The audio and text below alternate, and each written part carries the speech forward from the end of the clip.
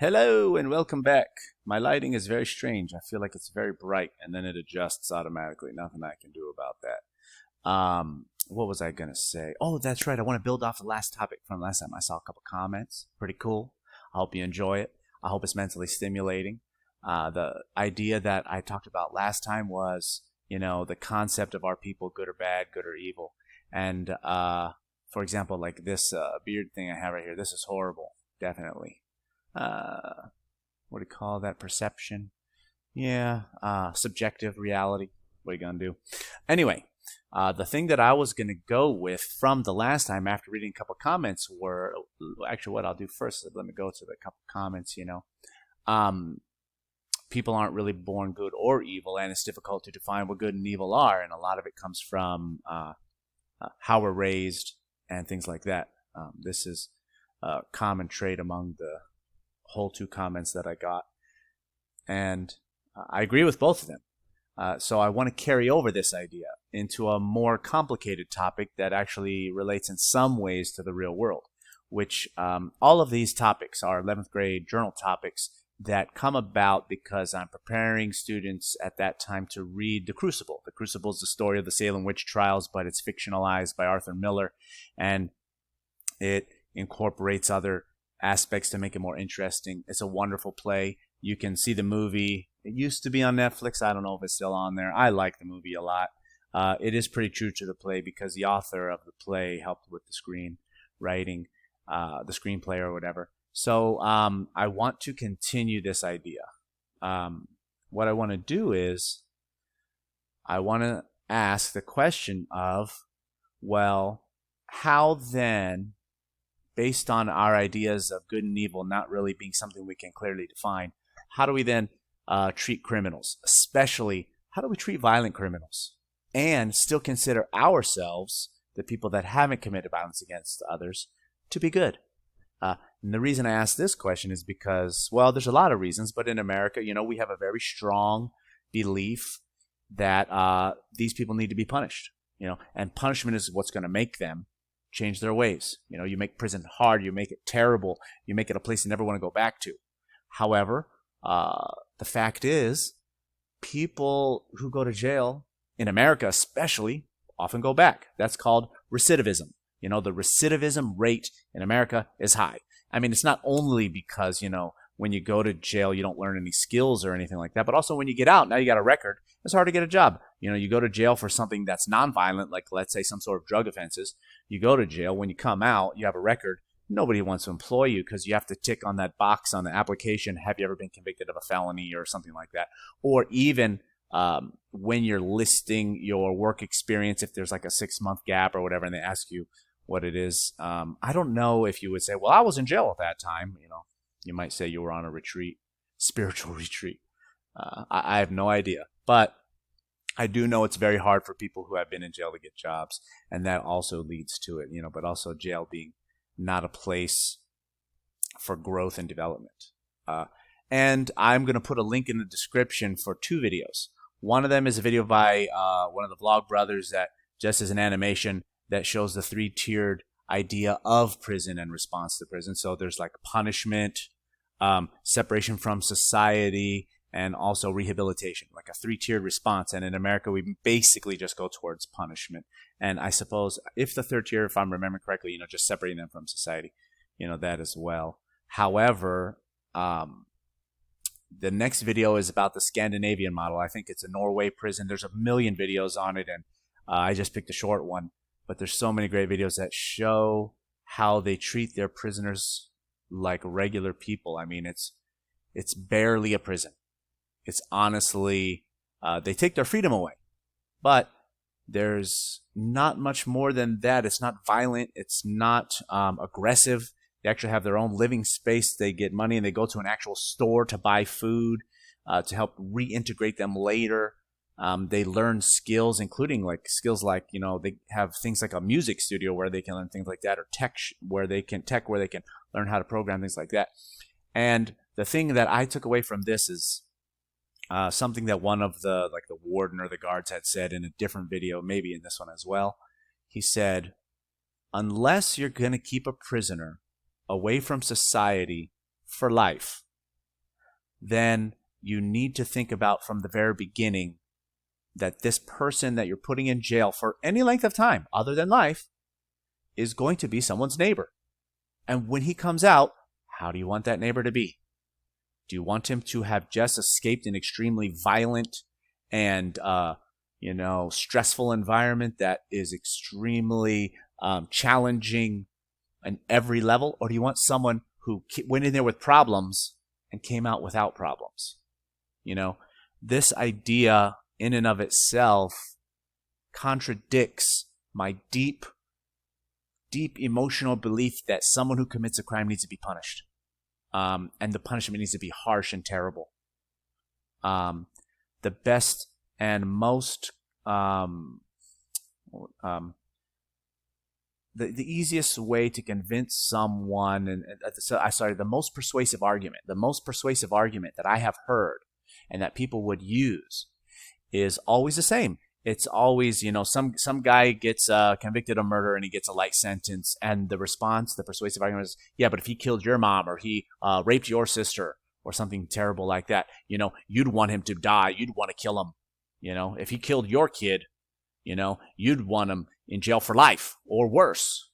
And that is actually true. And my response to that is often, yes, that's true. If someone killed my kid, I would want to murder that person and I would want to murder their family in front of them, and make them feel the pain that I feel. It doesn't make me right. It doesn't make me a good person. It doesn't change. What is that? Is that going to make them regret anything? Is that going to bring my kid back to life that was murdered? No, none of that. And so when someone says that to me, I say, yes, you are correct. I would murder that person's innocent children right in front of him because I'm evil. I'm a bad guy. And if someone did that to me, I would go into pure animalistic mode and just want pure revenge. Pure revenge. Nothing else. No justice. No higher levels of good and evil. None of that. And so it doesn't really prove anything. The argument at that point, I don't know where it would extend or where it would go to. Because on the one hand, if someone was convicted of a murder and that murderer killed someone else's child, that parent would feel like I do. And so am I insulting that parent of the murdered person by treating the killer with humanity? That is something that brings us back to the previous question, which is this person evil? Is this person irredeemable? I don't want to focus solely on the killer and not the victim. I don't want to focus on that. But at the same time, do you want to make more victims later? Do you want a guy who's a killer to go to jail, be treated like crap for 20 years in prison, come out even worse? Learn more skills from more criminals as all he was doing in there? Or do you want a guy who gets therapy and realizes what it was wrong? He can come out, he can say sorry to the victims of the crime, the living members. They don't have to accept it, that's for sure. Just because somebody apologizes doesn't mean that somebody else has to actually say, okay, I accept your apology and, we're all better now or anything like that. No, you can still hate the guy for the rest of your life. He killed your kid or something like that. But I want to be someone and I want to be a society where we don't treat anybody who did something bad as if they are evil to their core, right? Because that's the message I got from the responses from the previous one, which is, good and bad are labels. Also, a lot of those traits are learned. And I would say, and even more so, something more complicated is a lot of crimes. There's things such as like hate crimes that are motivated by racism or bigotry or things like that. But a lot of crimes are just motivated by poverty.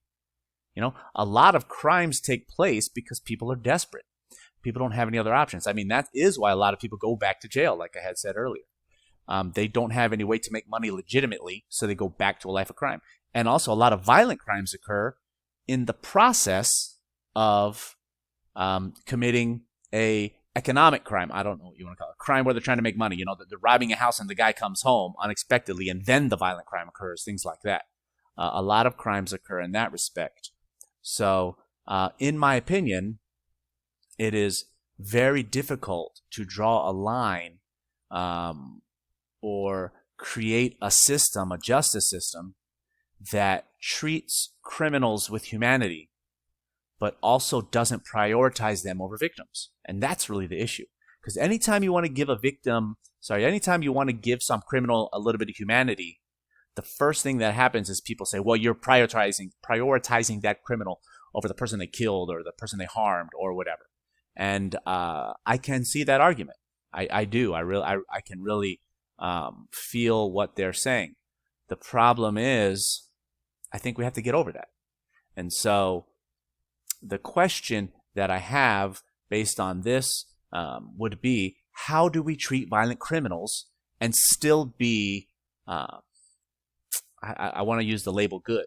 So how do we treat violent criminals and still consider ourselves to be people who value justice and the right values? Value the right values? That doesn't make much sense, but you know what I'm saying, I hope. So how do you treat a violent criminal? There is a whole system in place already. I'm not asking you to be a judge, jury, and executioner. But what I am saying is, if you look into our current system, it's definitely broken. The current system that we have in America is just not a good system. And it doesn't allow people to commit mistakes and then become a better person afterwards. So I think the issue is, if people believe that people do good and bad things but aren't necessarily good and bad in and of themselves, and from 1 minute to the next or from 1 year to the next or whatever situation, you may or may not make different decisions, right? Then why do we treat people as if they are irredeemable? That's really the question. So how do we treat criminals? Especially, how do we treat violent criminals? I can understand nonviolent criminals. It's easy to sentence a nonviolent criminal in many respects. And what I mean by that is, like, I always go back to something like a drug case where a person is committing a crime that has to do with something like drugs, where they use or sell and it is against the law. They're not injuring anybody but themselves, but perhaps if they're selling drugs, I mean, there's technically the issue that they could be harming another person, but it's technically not a violent crime.